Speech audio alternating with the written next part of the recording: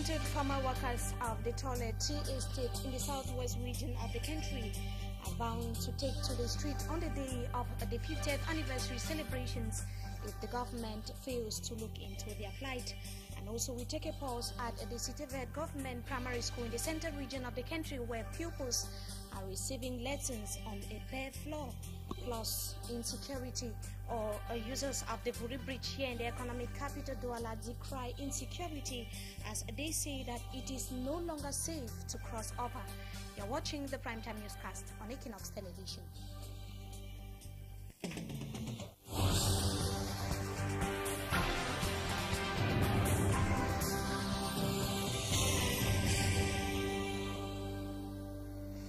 Thanks for joining us tonight, viewers. You are watching the Primetime Newscast on Equinox Television. We begin right here in the southwest region of the country, precisely in Buea, where disgruntled Tole Tea workers, now CTE, have returned home after they besieged the premises of the governor of the southwest region of the country.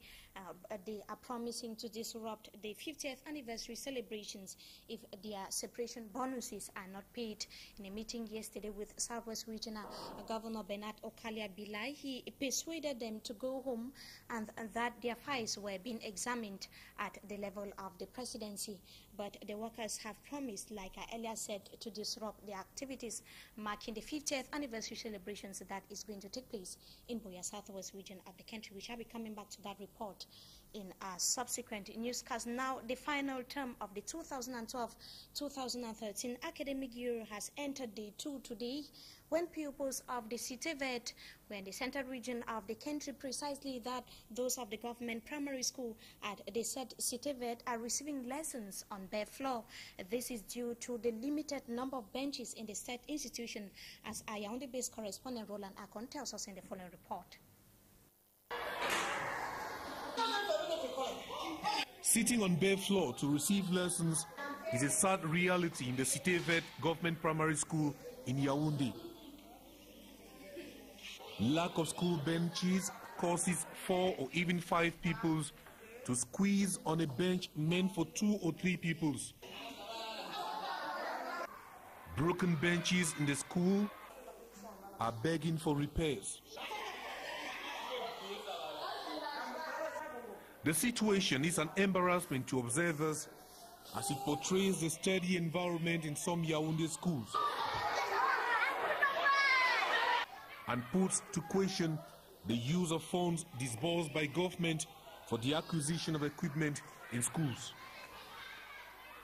Dans des salles de classe, il y a certains élèves qui sont assis à même le sol. Donc je souhaiterais que l'État nous accorde les tables bancs à la rentrée prochaine. The director of the Yaoundé Government School is launching an appeal to the government to help provide the school with school benches to rescue the leaders of tomorrow from the sad reality of sitting on bare floor to receive primary school lessons at this era in the heart of a nation's capital. That is the situation of pupils at the Sitebet Government Primary School in the central region of the country. Now we take you back to Buea, southwest region of Cameroon, where Tole Tea, our former workers of the Tole Tea Estate, now CTE, have returned to their homes, like I earlier said, after they besieged the premises of the governor or the office of the governor of the southwest region of Cameroon. But they are promising to disrupt the 50th anniversary celebrations that is going to take place in Buea, southwest region of the country. Derek Jatoa, Buea-based correspondent, tells us more in the following report. This is just the reason why these ex-Tole Tea workers are today in the Southwest Governor's office. Nobody for more than 9 months. Now, number how many months? Now 15 months now. D'accord. Then they still promise we. After an ad hoc meeting behind closed doors with these selected delegates, they came out and told the crowd what has been discussed with the governor. The book they don't come out for Ministry of Finance. As they finish the report for here, they will take the document and if we go personally for meet Minister of Finance and may try to solve the problem because they behind the problem. A go home and be calm statement was not welcome by all. The day for the payment is not known, but these ex-Tole Tea workers has given any day before President Paul Biya's visit to the region for their money to be paid. And today we don't come for here, we don't need another explanation again, because they say when you don't fool picking plenty, time it will reach way, sometimes you will need water, you will call that picking, and the picking is so it will deny for good because you don't do much about fooling. So as wrong comes, so we just come and say, for can take we are money, we not come again, we know whether we are only. The 735 ex-toilet workers were promised their good separation bonuses to be given last December 2012, saying that they have been pushed to the wall, and thus 2013 is the time for the money to be paid, not for the time for speeches and meetings. Our efforts to meet the administrators on the matter were abortive. And just to note, after that report there by Derek Jatu, that the Southwest Regional Governor Bernard Okalia Bilai, in a meeting with the said disgruntled workers, persuaded them to go home, and that their files were being examined at the level of the presidency. Now here in the economic capital, Douala, enormous material damage has been recorded after a container fell on a township taxi precisely at Ndukoti, and luckily enough, reports say that the vehicle had neither the driver nor a passenger on board. Annabella tells us more in the following report. This man is owner of the vehicle, which has just been crushed by a container. The weighty container was being transported by this truck, whose driver poorly negotiated event here around Ndukoti. The object, which was badly placed on the truck, immediately fell on this vehicle, destroying it beyond repairs. Fortunately enough, the worst didn't happen, as no one was inside the affected vehicle. En fait, le camion transportant le conteneur a pris le virage. Juste au moment d'amorcer le virage, il a eu un éclatement de pneus. The car owner, who counts himself lucky, explained that he parked his car and went to his workplace and was only called back by shouts that his vehicle has been crushed. Garé le véhicule le matin, 30 minutes plus tard, un de mes apprentis m'a appelé pour dire que le camion que vous voyez est tombé sur le véhicule. Observers continue to wonder how and why heavy containers are being transported in the streets of a populated city like Douala, with very little or no precautions taken, thereby caring less about the lives of city commuters. Je dis Dieu merci que le sang n'a pas vexé, qu'il n'y a pas eu d'incident. C'est le matériel. Dieu va encore donner la force pour travailler l'autre. Annabella there, ending the report. And now, since we are talking about insecurity, we take you to the east region of the country, where insecurity is said to be on the rise in the eastern border town of Betua, where rebels from the Central African Republic launched attacks recently.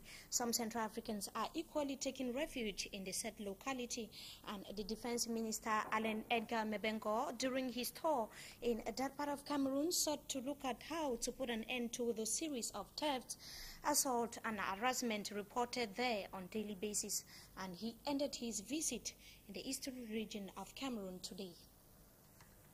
Now, back here in the economic capital, Douala, users of the Vori Bridge are complaining of insecurity on the bridge resulting from its deteriorating nature. Babla Jonathan, who visited the bridge, compiled the following report. The bridge over River Wuri in the littoral region of Cameroon is begging for repairs, so to speak. Many years have gone by since repair works were carried out on this bridge. Some parts of the bridge are now in ruins. Parts of the iron bars along the sides of the bridge are almost falling into the river. Other parts of the iron bars have already fallen off. Si vous regardez bien au niveau du pont, là, vous allez trouver qu'à plusieurs endroits, c'est cassé, c'est cassé, c'est cassé. Et ça reste comme ça pendant des années, on ne fait rien pour arranger. The number of potholes on the bridge has also increased, but appear not to be deadly enough to attract the attention of public authorities. Il y a eu beaucoup de problèmes, beaucoup d'accidents, beaucoup de décès, mais cela n'empêche qu'il faut traverser le pont en taxi comme tout le monde. Cela n'empêche qu'il faut aller au travail. Donc nous n'avons pas le droit de garder la peur. It should be recalled that this bridge is the only motorable link between Bonaberi and the rest of Douala, and as well the only entrance into the heart of the city for vehicles from the west, northwest and southwest regions of the country. Meantime, the foundation stone of the second bridge over River Wuri is still expected to be laid in the near future. Now, residents or Mimboman residents in the central region of the country say their taps are still dry and that they continue to live in the dark after the government made a series of promises to address their plight. And they also decry the absence of a police post to beef up security in the said locality. Roland Akwana, Yaoundé-based correspondent, was at the Mimboman neighborhood. When we arrived Mimboman Monday, we realized that the story of insecurity is no longer told by inhabitants. We not get again aggression, we not get again... This resident tells us there is no more insecurity in Mimboman. He even praises security forces for regular patrols and other good jobs done. If you come out, you get fear now, we not get them again. But all man, you come out now with the car and the tail, all man, they turn back, fine. This is the building to host the Mimboman police station. Renovation works have been suspended on the building, possibly due to financial difficulties. But the Dio of Yaoundé 4 assured us in a telephone conversation that work is going to accelerate on the building soon.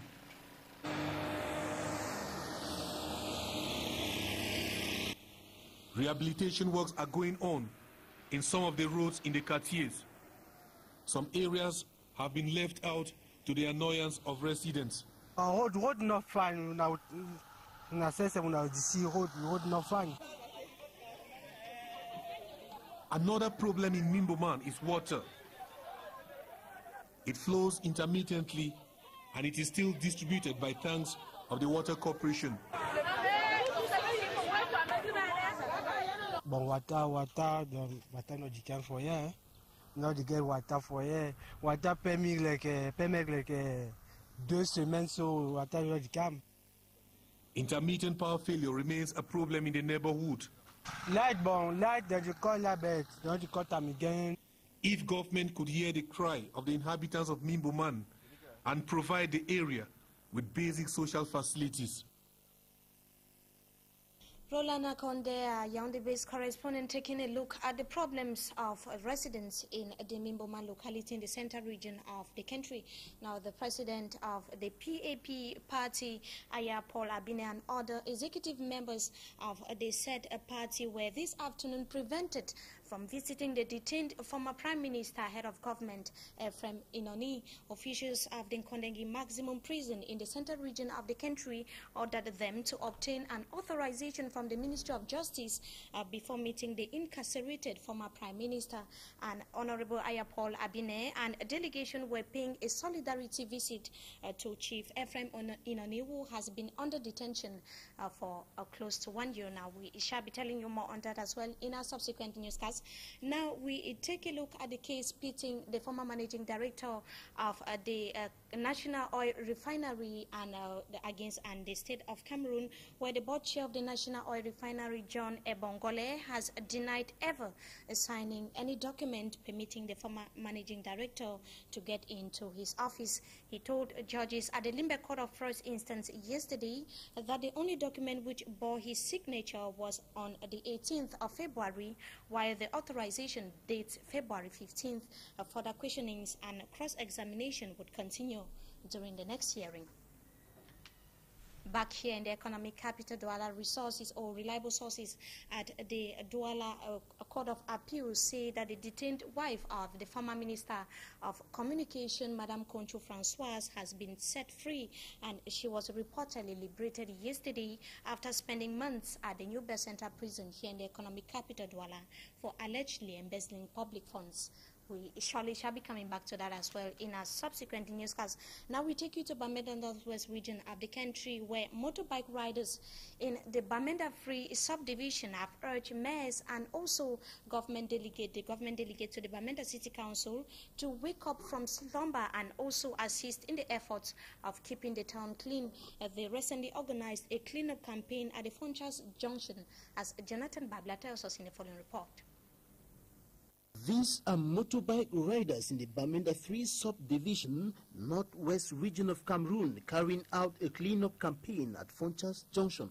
There are 45 of them. I did inform the mayor concerning the organization that the Okada Union has organized at Fonchas Junction concerning the uplift of death, because it brings intoxication of cholera and other deaths and other illnesses that Okada people may inhabit in their environment. Cholera, now we invite cholera. You see the way the place we don't block. We don't decide, so we don't start on top of the dirty. Better move the gutter clean and bust and me cross. At least when we want to stand on top, even with customers, then when they want to come in, they don't get any problem. Yes. From mosquito, anything. The Fonchas Street 24 quarter head, Amando Zacchaeus Fu, says the garbage that had accumulated here was a serious health danger to the population. We agree that they should clear off the garbage throughout under the gutter and make the drainage of this place clear. And because it was a health hazard, because there was a pool of water across the road, and which was a mosquito breeding area. The Bamenda 3 Council is said to have abandoned its duties. We have called the council several times to come and clear this gutter. They asked us, the quarter, to use our youth in clearing the gutter because they find it was difficult for them to send their workers to come and do it. So instead beg for me of them, government delegate them, may they support we, more join hands together, work. Now we need for keep be clean. According to the General President of Motorbike Riders of Bamenda 3, the city is presently very dirty, especially in the quarters. Efforts there by bike riders in Bamenda Northwest region at keeping the town clean. Now we take you out of Cameroon, where 51-year-old Uhuru Kenyatta has been officially sworn in as Kenya's new president. This is after he defeated his rival Raila Odinga in the March presidential polls, and dignitaries and tens of thousands of people turned out at the swearing-in ceremony, which took place at the capital city of Nairobi. And just to indicate that the swearing-in ceremony took place in the absence of his contender Raila Odinga. And we talk sports football, where the medal commander of National Order of Valor has been awarded to Issa Hayatou, president of the African Football Confederation. The award in Yaoundé today follows Issa Hayatou's exceptional services, according to the government, since 1988 as president of CAF. And Sports and Physical Education Minister Adam Garwa awarded the medal on behalf of Head of State Paul Biya. The ceremony was witnessed by a plethora of sports and traditional authorities, including Iya Mohamed, president of the Cameroon Football Federation. Issa Hayatou hails from Gariwa in the north region of the country. That was the award of medal to the president of the African Football Confederation, and that does it for this segment of the news. Up next is Talking Point.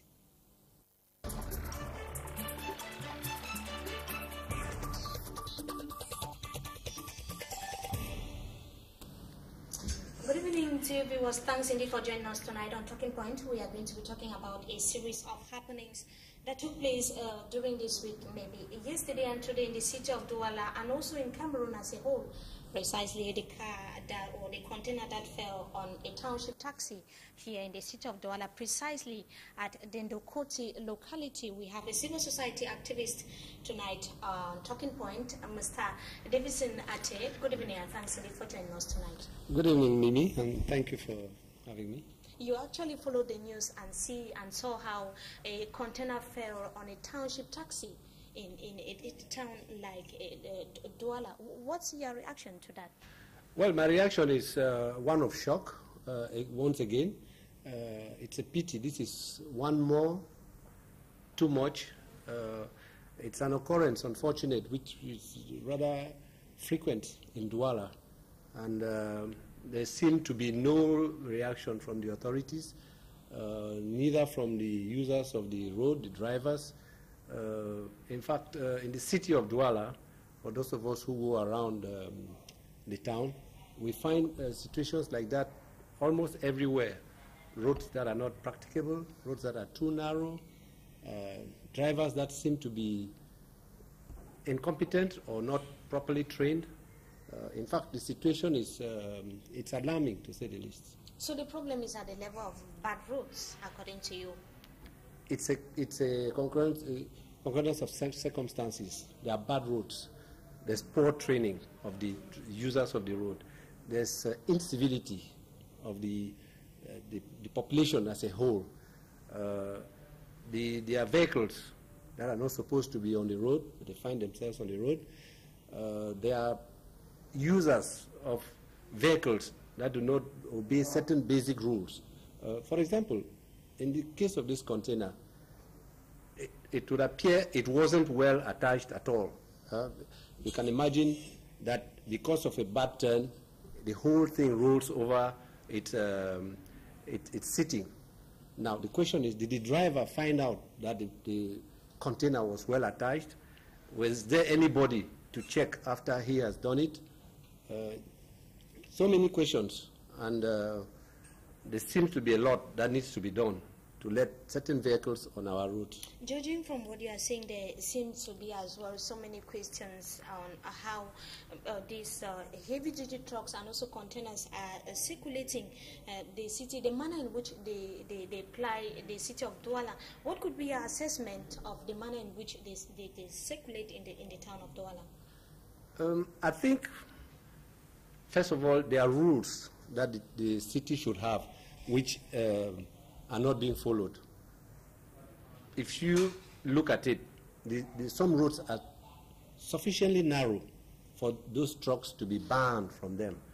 But the decision doesn't seem to come from the driver. It's maybe the owner or access of where he has to go that obliges them to take that road. That's the other part of it, which is the law. We know that in Cameroon, if you don't enforce the law, if you don't tell people exactly what to do, they will try everything. We have policemen who are supposed to control the state of the vehicles. At every time, it doesn't seem like they are doing their work or they want to do it. Now efforts have been put in place maybe by the transport delegation here in the economic capital Douala to ensure that there's security in circulation in the city. But you see these, some of these drivers keep causing insecurity in the town of Douala. So who is to be blamed here? Are you blaming the drivers or blaming the government? Everybody has a share of blame in the whole thing. And to talk of the present action by the delegation of transportation, that is very salutary, because in 2 days, or ever since this operation started, the traffic in Douala has been pretty fluid. It's not completely all right yet, but just for the short time they've done it, you can leave from here to any part of the town without much problem. People have apparently just hidden their bad vehicles waiting for the operation to be over. I do not know. But this is something that should be done permanently, and people should be made. It requires a constant follow-up. Constant follow-up. Also, we invited you on within the context of the young man that was reportedly found in a plane that left Cameroon to Paris, and he was found dead. Many questions are being raised as to how he got into the plane. What's your reaction to that as well? As to how he got into the plane, Mimiu, is no secret to anybody who has been around the Douala International Airport that it is an airport that is accessible to anybody. I think the only people who cannot go in are people who want to go in officially with their cars. Those are the only ones who are apparently being controlled, either by the gendarmes or by the people of the Air Force Base. Otherwise, the porosity of that airport is legendary. Anybody can walk in on foot, go anywhere on the airport. The shepherds, or the people who have their cows, they use the airport as feeding ground for their cows. Sometimes they cross the runway.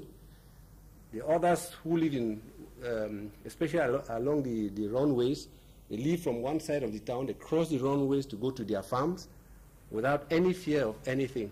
In fact, the insecurity is incredible. As to the young man, unfortunately, I think this is something, it's lack of education. We don't tell people enough in the school. They don't understand anything. They just see an airplane in the wheel well. That's the area in which he was supposedly lodged himself, trying to go to Paris. It's a place where you just couldn't last a single minute once the aircraft takes off, because first of all, at 10,000 feet, the air is so cold, you just freeze. Then you cannot breathe. The air is this is, raw. of course, not the first time that it is happening, especially here in Cameroon. What could be the problem of this clandestine immigration? What could be the reason for this practice? Well, I think the practice of people wanting to go overseas because they believe that the life is better over there, that the streets are paved with gold and they can get rich quickly. That's a phenomenon. Thanks indeed, Mr. Davidson Ate, for joining us tonight on Talking Point, and we hope to have you some other time again. Thank you very much, Yumi. And to you viewers, we thank you so much for joining us in this edition of the Primetime Newscast on Equinox Television. Join Etienne Pascal Azegui at exactly 8 p.m. for the French version of the news. Meantime, have a wonderful stay in the company of our programs. Thank you for watching once again. Good evening.